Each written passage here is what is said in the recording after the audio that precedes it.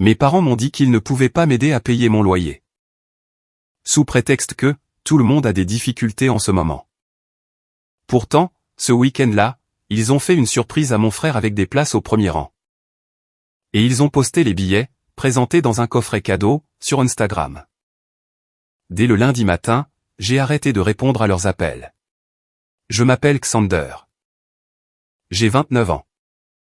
Et j'ai besoin de vous raconter le moment où j'ai arrêté de me chercher dans les photos de ma mère.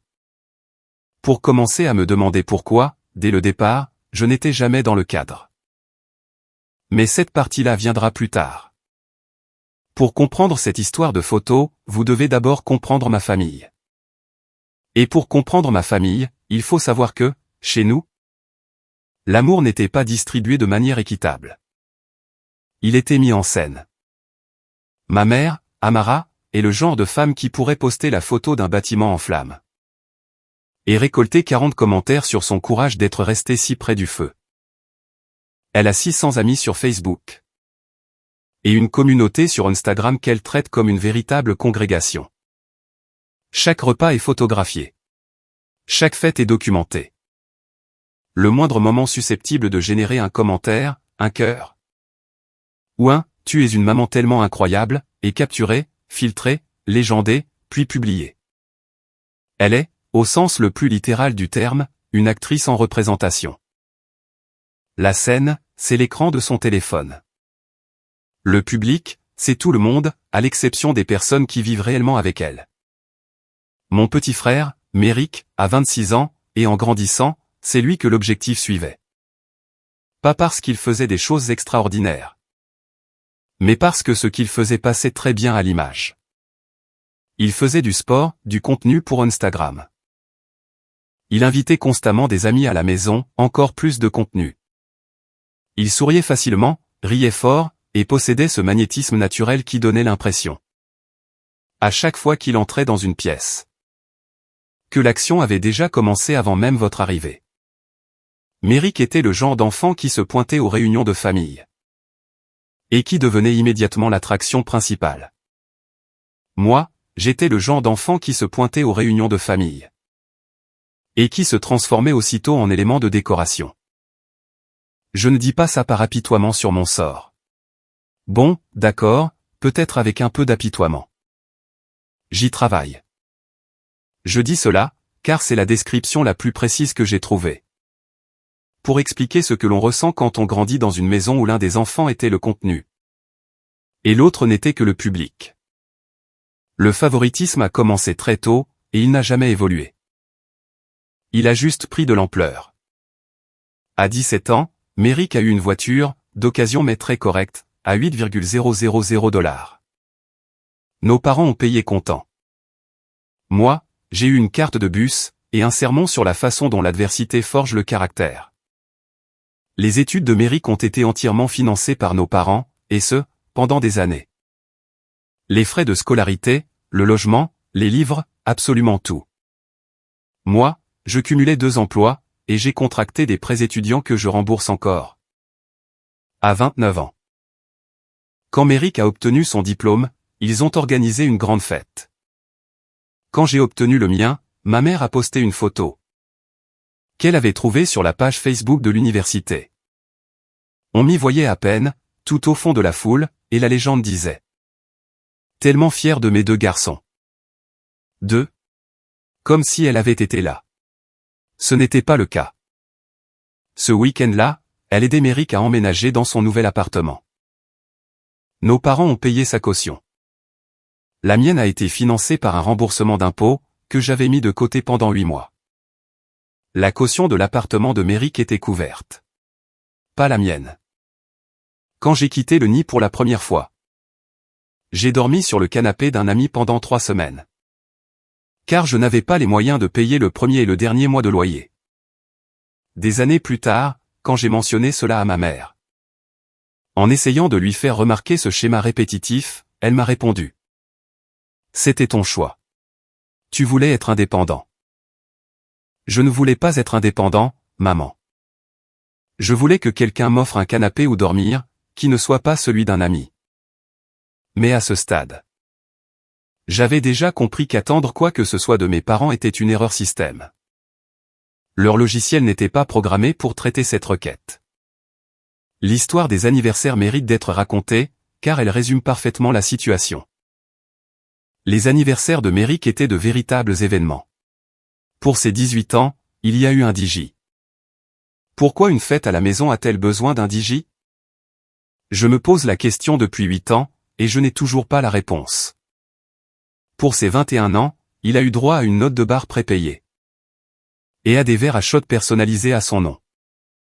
Mes anniversaires, eux, se résumaient à un SMS. Il arrivait généralement entre 20h et 22h, et suivait toujours le même format. Joyeux anniversaire, mon chéri. J'espère que c'était une belle journée. Au passé. J'espère que c'était une belle journée. Comme si elle avait déjà décidé, d'avance, qu'elle ne participerait pas à rendre cette journée spéciale. Et qu'elle prenait simplement des nouvelles, après coup. Pour confirmer que j'avais survécu à une année de plus. Pour mon 21e anniversaire, je faisais une double garde dans l'entrepôt où je travaillais pendant mes études. Ma mère a appelé à 21h47. Elle venait de rentrer du banquet de basket de Méric. Oh, mince. C'est le 14 aujourd'hui? Joyeux anniversaire, mon bébé. On fêtera ça ce week-end. Nous n'avons rien fêté ce week-end-là. Voici ce que vous devez comprendre à propos de Méric. Il n'est pas malveillant. Et c'est justement ce qui rend tout cela encore plus difficile. Il ne complote pas pour me voler ma part de quoi que ce soit. Il ne voit sincèrement pas ce déséquilibre, tout simplement parce qu'il n'y a jamais été confronté. On ne lui a jamais dit « non ». On ne lui a jamais dit que « tout le monde galère », car lorsque Méric demande quelque chose, la galère se dissipe par magie. Un jour, il a demandé 3,000 $ à nos parents pour une opportunité commerciale dans les crypto-monnaies, évidemment. Car Méric a l'instinct financier d'un golden retriever qui poursuivrait une balle de tennis en plein trafic. Et il a obtenu l'argent en une semaine. Aucun plan de remboursement. Aucune question. Juste un chèque, et un « nous croyons en toi, mon chéri ». De mon côté, j'ai demandé 200 $ pour payer mon loyer. Et j'ai eu droit à une leçon de vie sur la persévérance. Méric ignore que tout cela n'est pas normal. Car le privilège est invisible pour celui qui baigne dedans. Vous ne pouvez pas voir ce sur quoi vous vous tenez debout. Actuellement, Méric vit dans un appartement dont nos parents paient la moitié du loyer. 750 $ par mois, sortis de leur poche. Il conduit une voiture pour laquelle ils se sont portés garants. Il mange chez eux 3 fois par semaine. Il a travaillé dans une salle de sport, une station de lavage auto, une boutique de cigarettes électroniques. Et brièvement comme community manager pour la marque de vêtements d'un ami, qui a vendu 14 t-shirts avant de faire faillite. Il est, selon tous les critères mesurables, un enfant de 26 ans. Pourtant, nos parents traitent cela comme un simple trait de caractère, plutôt que comme l'échec qu'ils ont eux-mêmes orchestré. Ma thérapeute, le docteur Callaway, a un mot pour ça. Elle appelle ça l'impuissance fabriquée. Elle a aussi, sur le rebord de sa fenêtre, un cactus avec un post-it sur lequel est écrit « Toujours en vie, de justesse ». J'y pense bien plus souvent que ce qui est probablement sain. Il y a 5 mois, j'ai déménagé dans une nouvelle ville. Pour un travail qui m'est passé sous le nez, 2 semaines après mon arrivée. L'entreprise s'était restructurée. Mon poste a été supprimé, avant même que j'aie fini de déballer les cartons de ma cuisine. J'avais brûlé toutes mes économies pour payer la caution, le premier et le dernier mois de loyer. Ainsi que le déménagement lui-même. Je me retrouvais fauché, dans une ville où je ne connaissais personne. Avec un appartement au-dessus de mes moyens, et un bail que je ne pouvais pas rompre. J'ai appelé ma mère. C'était la toute première fois de ma vie d'adulte que je demandais de l'argent à mes parents. Jamais une seule fois avant ça. Pas pour l'université. Pas pendant le mois où je dormais sur des canapés. Pas pour la voiture que je m'étais achetée seule, à 22 ans. Avec l'argent liquide mis de côté en faisant des doubles journées. Jamais. C'était la première fois, et il m'a fallu 3 jours pour trouver le courage de le faire. Demander de l'aide à mes parents, c'était comme admettre une défaillance système. Dans une machine que j'avais justement construite pour ne jamais avoir besoin d'eux. Je ne demandais même pas un don. J'avais rédigé un plan de remboursement. Des mensualités, incluant les intérêts, avec un échéancier. Je l'ai apporté au dîner dominical, la semaine précédant mon déménagement. Et je l'ai présenté comme une vraie proposition commerciale.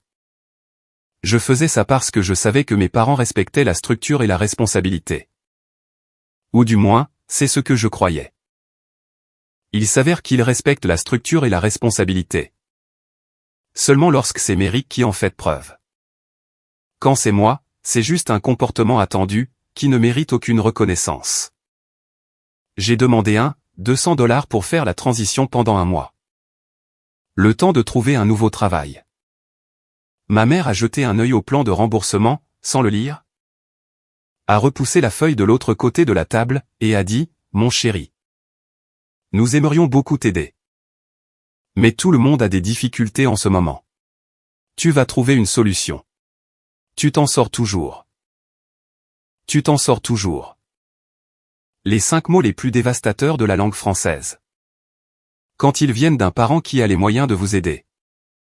Mais qui a décidé que votre propre compétence serait sa meilleure excuse. 4 jours plus tard, un samedi soir, j'étais assis dans mon nouvel appartement. J'étais entouré de cartons que je n'avais toujours pas déballés, en train de manger des céréales. Car faire les courses demandait de l'argent que je devais rationner. Soudain, mon téléphone a vibré. Une notification Instagram. Ma cousine Azel m'avait envoyé une capture d'écran avec ce message. « Tu as vu ça? Ne venait-il pas de te dire qu'ils étaient fauchés ?» Ma mère avait posté une photo, montrant 2 billets VIP pour un match de la NBA. Ils étaient disposés dans un coffret doublé de velours, orné d'un ruban doré. Et accompagnés d'une carte manuscrite indiquant « Pour notre garçon en or ». La légende disait « Rien n'est trop beau pour notre garçon. On fait une surprise à Méric avec les meilleures places du stade. Ce soir. Maman est tellement fière de l'homme qu'il est devenu. J'ai cherché le prix des billets. 1,8 cents la paire. 1,8 cents. J'avais demandé 1,2 cents 4 jours plus tôt, et on m'avait répondu que tout le monde galérait. La publication contenait un carrousel de photos. Première image, le coffret cadeau avec les billets. Deuxième image, le visage de Méric au moment de l'ouvrir. La bouche grande ouverte, les mains sur la tête, un choc purement théâtral. Troisième image, Méric et nos parents au match. Au bord du terrain, avec Méric portant un maillot tout neuf. Que notre mère lui avait également acheté. $150. Quatrième image, un selfie de 3, avec le terrain visible derrière eux. La légende disait, la meilleure soirée de ma vie avec mes garçons. Mes garçons, au pluriel. Comme si j'étais là. Comme si j'avais été invité. Comme si j'existais, dans une quelconque version de cette soirée. Je suis retourné sur la publication, et j'ai lu les commentaires. 42 commentaires. Les meilleurs parents du monde. Méric a tellement de chance. C'est ça, l'esprit de famille, a commenté ma tante. Vous deux, vous êtes les parents les plus généreux que je connaisse. Ma mère a répondu avec un emoji cœur. Mon loyer avait 11 jours de retard. Les pénalités de retard s'élevaient à $75. Sur Internet, mes parents étaient qualifiés de personnes les plus généreuses au monde. Pendant que leur autre fils calculait s'il pouvait se nourrir pendant toute une semaine avec $40. J'ai posé mon téléphone face contre le comptoir, et j'ai fini mes céréales. Elles étaient ramollies. Il n'y avait presque plus de lait. Je me souviens avoir pensé que ces céréales avaient un goût de métaphore. Mais j'étais trop fatigué pour chercher à quoi elles correspondaient. Le lundi matin, j'ai arrêté de répondre à leurs appels, mais je n'ai bloqué personne. Je n'ai fait aucune déclaration solennelle. Je n'ai envoyé aucun manifeste. J'ai simplement arrêté d'être celui qui faisait le premier pas. Et j'ai attendu de voir ce qui se passerait, si le Fils invisible arrêtait de se rendre visible. J'ai tenu un journal. Plus tard. Le docteur Callaway m'expliquera qu'il s'agissait d'une stratégie de documentation visant à me protéger. Moi, j'appelais ça un tableau Excel, parce que c'est exactement ce que c'était. Et parce qu'appeler les choses par leur vrai nom est apparemment l'une de mes dernières compétences intactes. Jour 1, rien. Jour 3, rien. Jour 5, rien. Jour 7, ma mère a posté une photo du dîner dominical. Méric, nos parents, de la purée, des bougies. Je n'étais pas invité. Je n'étais pas mentionné. Jour 10, rien. Jour 14, ma mère a appelé. Mon cœur a eu une réaction embarrassante, quand j'ai vu son nom sur l'écran. Puis, j'ai écouté le message vocal. Coucou. Mon chéri. Petite question rapide. Méric a besoin d'aide pour déménager un canapé ce week-end. Tu es libre? Pas de, comment vas-tu? Pas de, comment se passe la nouvelle ville? Pas de, as-tu pu payer ton loyer? Justin, tu peux bouger un canapé. Jour 18, rien. Jour 21, ma mère a publié une vieille photo de moi quand j'étais enfant. Vers l'âge de 6 ou 7 ans, assis sur le porche en salopette. La légende, mon bébé me manque. Le temps passe trop vite. Je lui manquais publiquement, mais elle ne m'appelait pas en privé. Elle jouait le rôle de la mère parfaite pour sa timeline. Alors que son vrai fils était plongé dans le silence depuis 21 jours. Et qu'elle ne s'en était même pas aperçue. Au cours de ces 30 jours, j'ai commencé à observer ses réseaux sociaux, non plus comme un fils, mais comme un spectateur. J'ai fait des captures d'écran de chaque publication qu'elle faisait.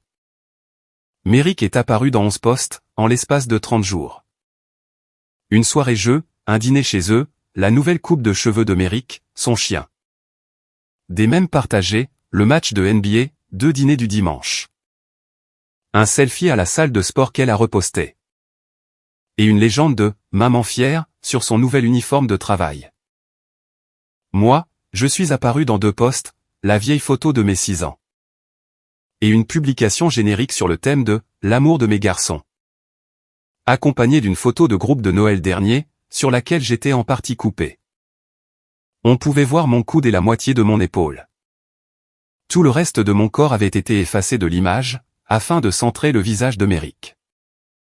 11 contre 2. Les chiffres étaient là. Je n'avais simplement jamais fait le calcul auparavant, car le faire aurait signifié admettre ce qu'il en résultait. Au 23e jour, j'ai fait quelque chose que je n'avais jamais fait auparavant.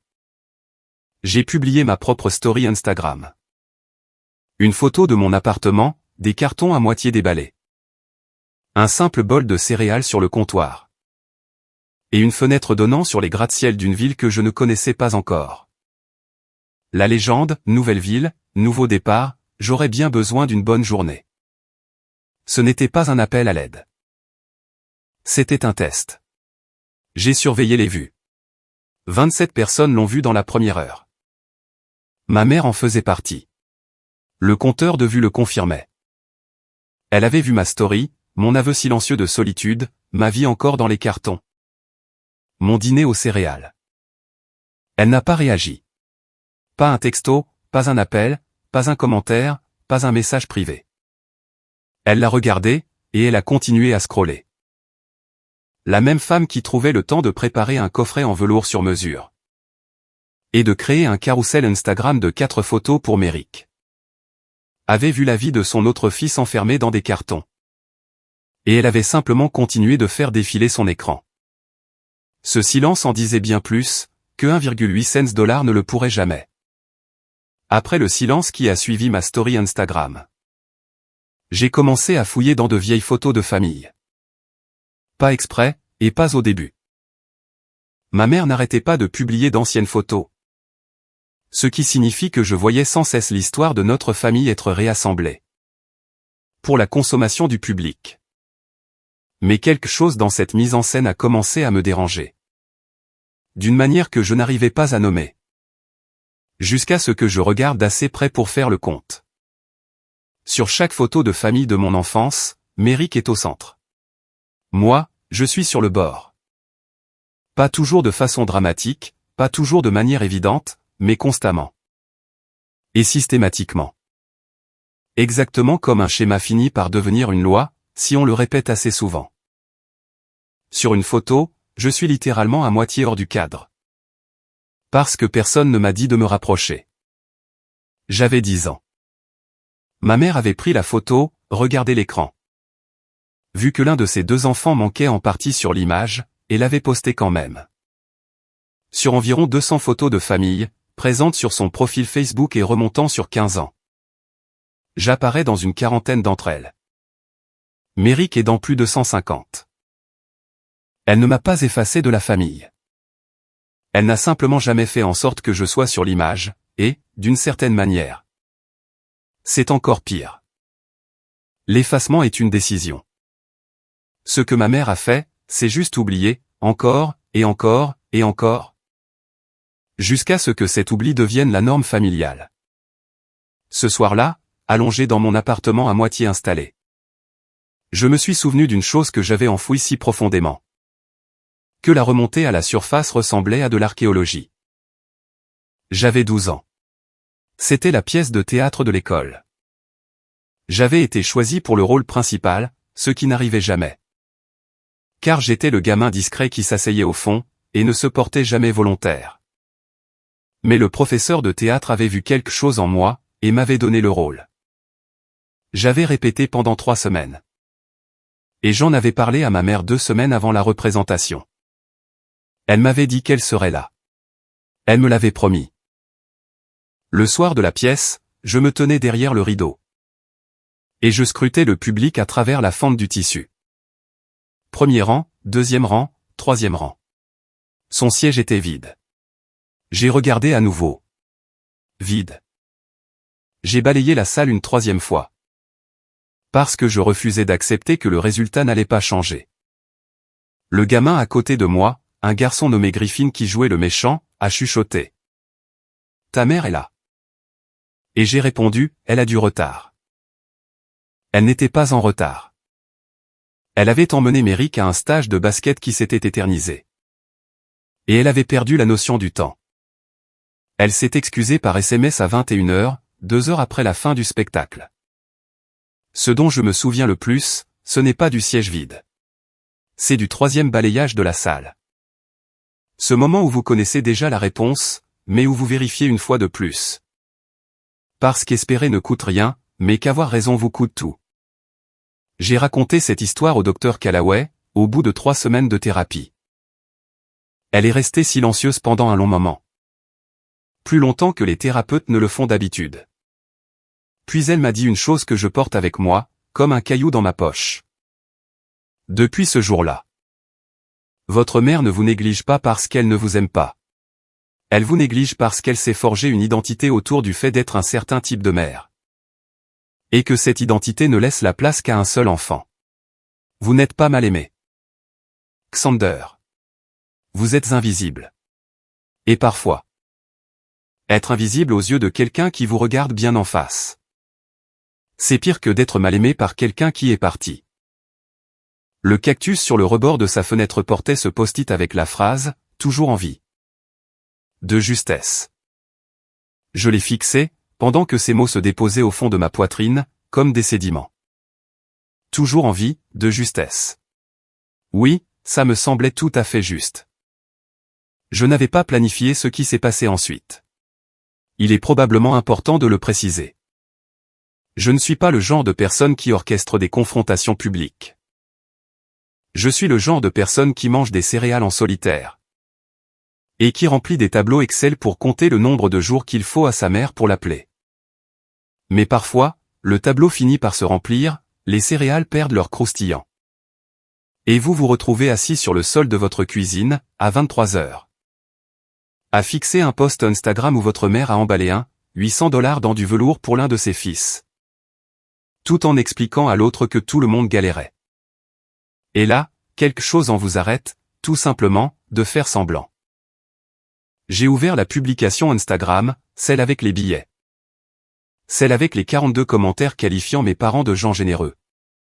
Celle légendée, rien n'est trop beau pour notre garçon, et j'ai rédigé un commentaire. 2 phrases, aucun emoji, aucun point d'exclamation, pas un long paragraphe de réclamation. Superbe place. Je vous ai demandé de l'aide pour mon loyer 4 jours avant ça. Et tu m'as dit que tout le monde galérait. Content de voir que la galère est sélective. J'ai posé mon téléphone, et j'ai préparé à dîner, des pâtes. Avec le reste de sauce qu'il y avait dans le placard. Le commentaire est resté en ligne pendant environ 47 minutes. Avant que la publication ne disparaisse, supprimé. Ma mère a effacé la publication entière. Les 4 photos, les 42 commentaires, la boîte en velours, la carte cadeau. La légende du « garçon en or », tout avait disparu. Mais les captures d'écran voyagent beaucoup plus vite que les boutons au supprimer. Hazel l'avait déjà sauvegardé. 3 membres de la famille m'ont envoyé des textos dans l'heure qui a suivi. Ma mère a appelé 6 fois. Je n'ai pas répondu. J'ai fini mes pâtes. Elles n'étaient pas incroyables, mais elles étaient à moi. Et je les ai mangées dans une pièce calme. Où personne ne jouait de rôle pour impressionner qui que ce soit, et cela me suffisait. La prise de conscience de Méric n'est pas venue de moi. Elle est venue de sa petite amie, Fallon. Fallon suivait notre mère sur Instagram. Comme le font les petites amies lorsqu'elles essaient de cerner la famille dans laquelle elles s'embarquent. Et un soir, alors qu'elle était assise sur le canapé de Méric, elle lui a glissé une remarque anodine, qui l'a apparemment percuté comme un camion. Ta mère poste constamment des choses sur toi. Mais je ne l'ai littéralement jamais vu poster quoi que ce soit sur Xander. Vraiment jamais. Est-ce qu'il existe? Dans ta famille?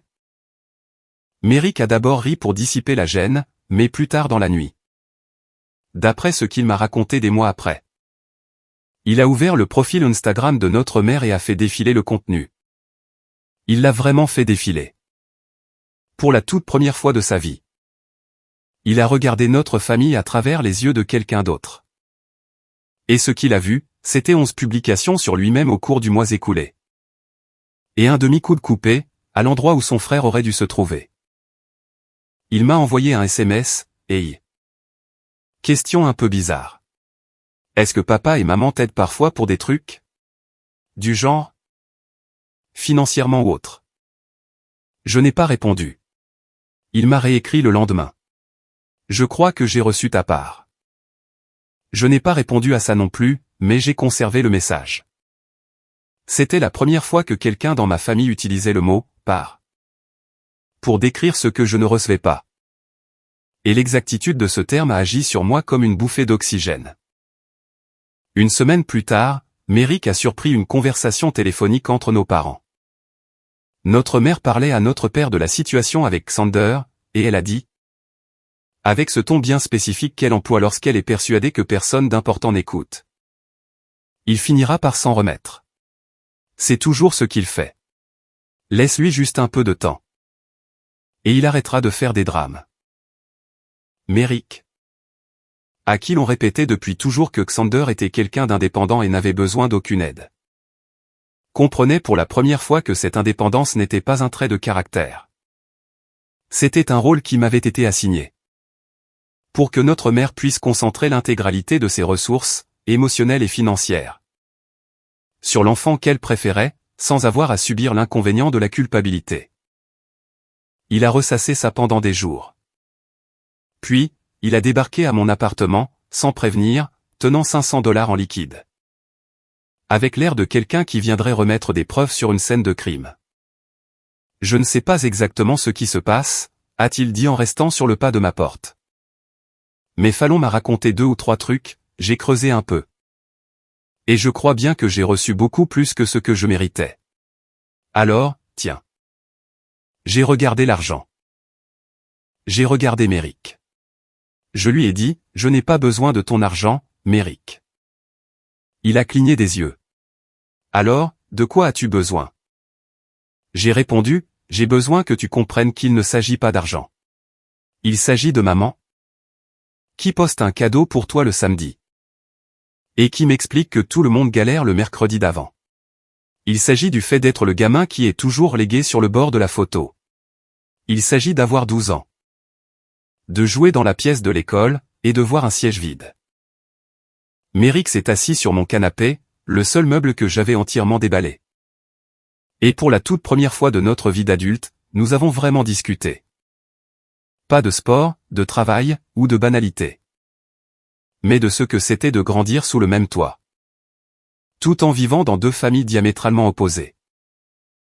Il a dit, je ne savais pas. J'ai répondu, je sais que tu ne savais pas. Et ça fait partie du problème. Nous sommes restés assis là pendant 2 heures. Ce n'était pas un moment digne d'un grand film. C'était maladroit, inconfortable, et aucun de nous ne savait vraiment quoi faire de ses mains.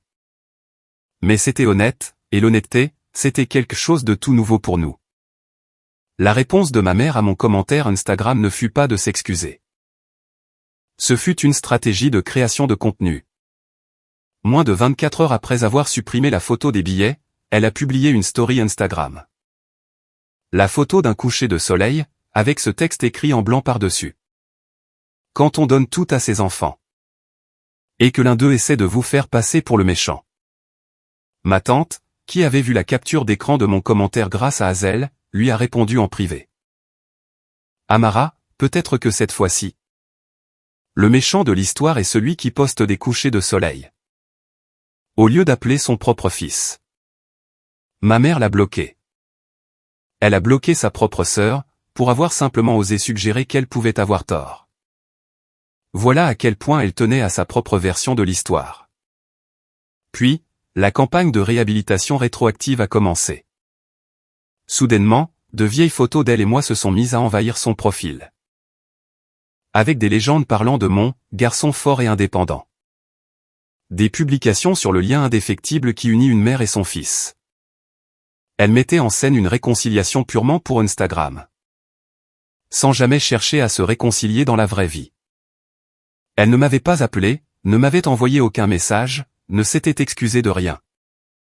N'avait fourni aucune explication, et n'avait pas assumé le moindre de ses actes. Mais, aux yeux de ses 600 abonnés, elle était une mère dévouée. En plein processus de reconstruction avec son enfant. Mais ce pont n'existait que dans l'algorithme. Moi, j'étais de l'autre côté de la rive, debout dans un appartement qu'elle n'avait jamais visité. En train de manger des céréales pour le dîner. Et elle publiait à quel point je lui manquais. Pendant que mon téléphone restait désespérément muet. Le plus étrange dans tout cela, ce fut le message privé d'une certaine Amber.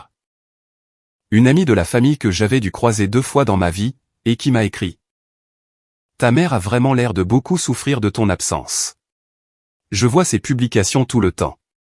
Tu devrais peut-être l'appeler. La vie est trop courte. Cette femme ne m'avait jamais vraiment rencontré. Elle ne me connaissait qu'à travers le filtre du compte Instagram de ma mère. Une fiction soigneusement mise en scène, où Amara incarnait la mère dévouée. Et moi le fils ingrat et absent. Elle me donnait des conseils relationnels basés sur un contenu aussi authentique qu'un décor de cinéma. La fiction était devenue plus puissante que la vérité. Tout simplement parce que la fiction bénéficiait d'un meilleur éclairage, et de plus d'émojis cœur. La confrontation s'est déroulée 7 semaines après que j'ai cessé de répondre à ses appels. Pas de repas de famille, pas de monologue dramatique, pas de tableau Excel. Juste un café, pris dans un établissement à mi-chemin entre nos 2 domiciles, un jeudi matin. Alors que l'endroit était presque vide. Ma mère était déjà là à mon arrivée. Elle avait l'air nerveuse.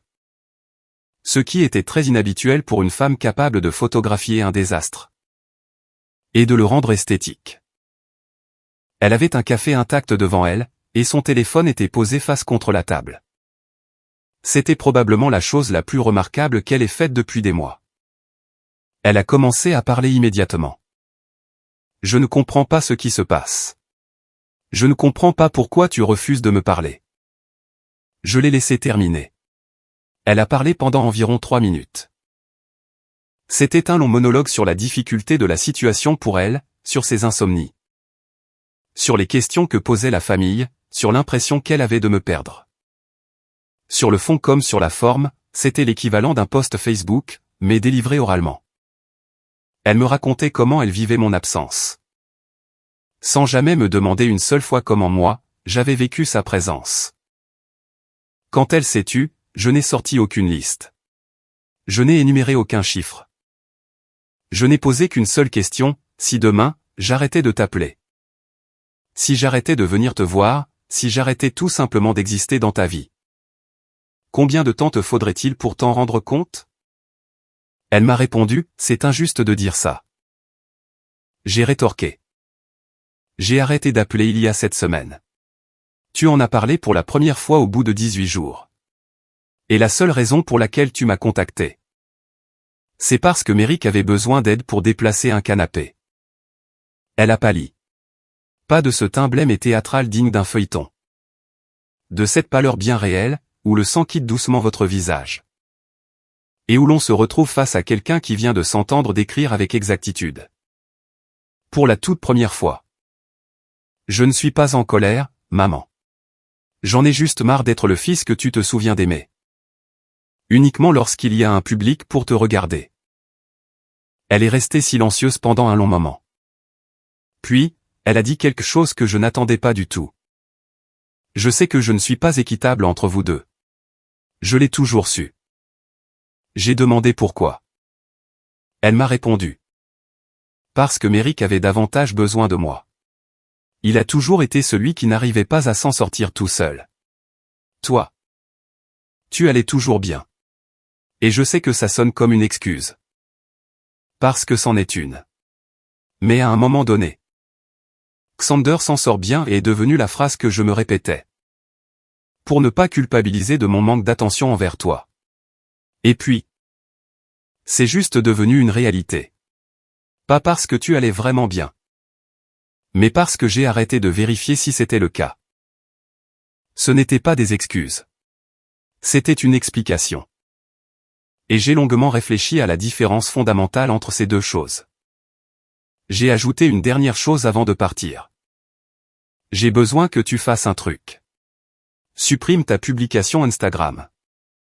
Celle avec les billets de match. Ou alors publie un correctif. Dis aux gens que tu n'étais pas dans le besoin. Lorsque tu m'as dit le contraire. Dis-leur la vérité, juste sur ce point bien précis. Elle m'a répondu qu'elle ne pouvait pas, que ce serait une humiliation. Je lui ai rétorqué, c'est moi qui ai été humilié en premier. Elle a commencé à pleurer. Je ne l'ai pas consolée. Pas par cruauté. Mais parce que j'ai passé 29 ans de ma vie à réconforter une femme qui me faisait du mal. Et j'apprends aujourd'hui, doucement et imparfaitement, que ces larmes ne sont plus de ma responsabilité. Elle est partie sans supprimer la publication. Elle est toujours en ligne. Celle avec les billets a disparu. Mais la publication du coucher de soleil du méchant est toujours là. La campagne de réhabilitation par la nostalgie se poursuit. La fiction continue. C'était il y a 3 mois de ça. Les choses sont différentes maintenant. Pas réparées, ni totalement résolues, juste différentes. De la même façon qu'un os n'est plus le même après s'être ressoudé. C'est toujours le même os, mais la fracture fait désormais partie intégrante de sa structure. Et vous pouvez y ressentir les changements de temps. Mon père m'a envoyé un texto, 2 semaines après ce café. Pas de salutation, pas de bavardage, juste un « j'aurais dû être plus attentif ». C'est ma faute. 8 mots. Je les ai lus 4 fois. Ce n'est pas suffisant. Ce n'est même pas près d'être suffisant. Mais c'est la toute première phrase sincère que mon père m'ait jamais adressée. Et le coup de ces quelques mots, venant d'un homme qui a passé 30 ans à fuir toute forme de confrontation émotionnelle, était probablement le prix le plus élevé qu'il ait jamais payé de sa vie. Je n'ai pas répondu. Pas pour le punir, mais parce que je ne sais pas encore quoi dire. Et j'apprends peu à peu que, ne pas savoir, est une réponse tout à fait acceptable. Méric m'a envoyé une photo, 1 mois plus tard. Pas un chèque, pas un cadeau. Une photo de nous deux, enfants, vers 5 et 8 ans. En train de construire un château de sable sur une plage. Ce qui m'a coupé le souffle pendant une fraction de seconde, c'est la composition de l'image. Je suis au centre. Méric est sur le côté. Notre mère n'est pas du tout dans le cadre. Tout simplement parce que c'était elle qui prenait la photo. Ce qui veut dire que, l'espace d'un instant, elle m'a regardé à travers l'objectif. Et m'a placé au centre de l'image. La légende de Méric disait. J'ai trouvé ça dans une boîte chez maman. Je me suis dit que tu devrais la voir. Je n'ai pas répondu, mais je l'ai imprimée pour l'accrocher sur mon frigo. C'est la seule photo de famille où je ne suis pas relégué sur le bord. Au fait, je ne suis plus assis dans mon appartement à manger des céréales. J'ai trouvé du travail. Dans une autre entreprise, à un meilleur poste. Mon patron, Paxton, m'a convoqué dans son bureau la semaine dernière et m'a dit. Tu es la personne la plus discrètement compétente de cette équipe. Et je veux m'assurer que tu saches que je m'en rends compte. J'ai failli lui dire qu'il n'avait pas la moindre idée de ce que cette phrase représentait. Pour un homme qui avait passé toute sa vie à être compétent, sans jamais être remarqué. J'ai simplement dit, merci, et je suis retourné à mon bureau. Je fréquente quelqu'un. Elle s'appelle Tinsley. Elle est institutrice en école primaire, conduit une Honda qui a 10 ans. Et possède une fougère prénommée Gérald. À laquelle elle parle comme s'il s'agissait d'une vraie personne. Je ne pose aucune question concernant Gérald. Certains mystères valent mieux d'être laissés non résolus. Elle l'arrose à des heures précises, le tourne de temps en temps vers la fenêtre, et lui dit « Prends un peu le soleil, mon grand. » La fougère n'a jamais répondu, mais Tinsley reste très optimiste quant à leur relation. Elle est venue chez moi la semaine dernière. Et a remarqué la bibliothèque bancale que j'avais fabriquée. En suivant un tutoriel YouTube pendant les mois de silence. J'en avais un peu honte, car un côté est légèrement plus haut que l'autre. Et le panneau arrière n'est pas parfaitement aligné. J'avais d'ailleurs failli la démonter avant son arrivée. Elle l'a regardé, a passé sa main sur le bord supérieur, et a dit « Je l'adore.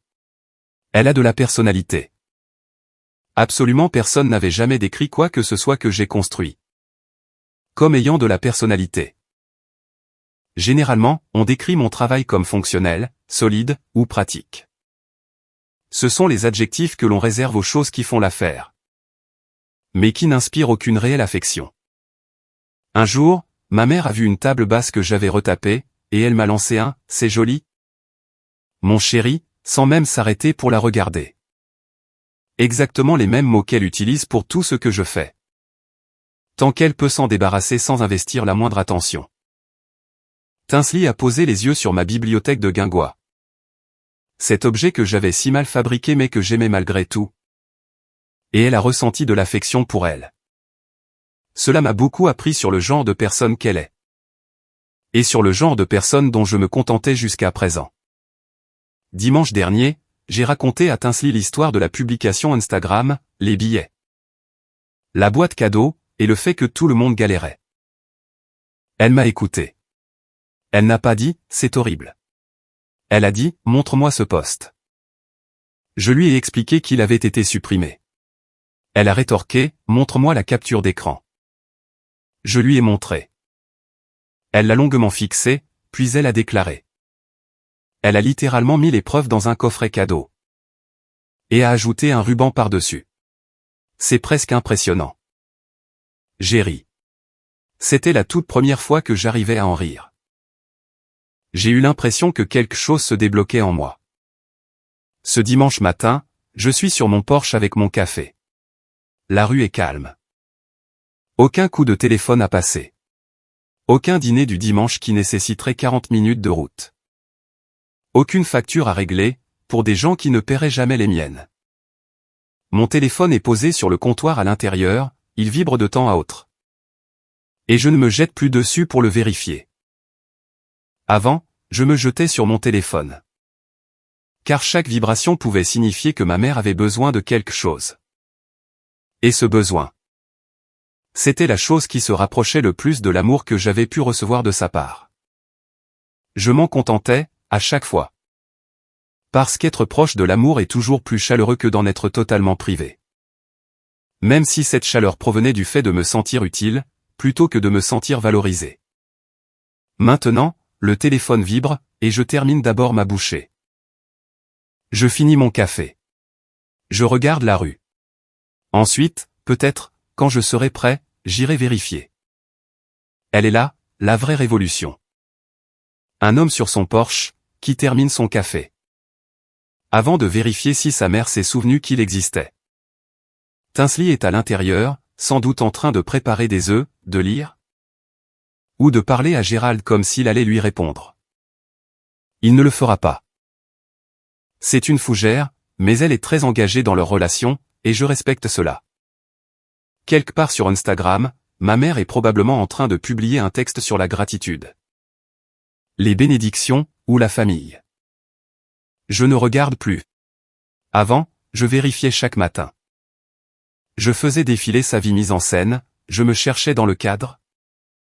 Je comptais les posts sur Merrick comparés aux miens. Et je mesurais ma propre valeur à l'aune de sa visibilité. Exactement comme un homme qui collerait son visage contre la vitre d'une maison qu'il a habitée. Cherchant désespérément une preuve qu'il s'est bien trouvé à l'intérieur. Je ne fais plus ça aujourd'hui. Le café est bon. La rue est calme. À l'intérieur, j'entends Tinsley rire de quelque chose que Gérald n'a probablement pas répondu. Et ça me suffit.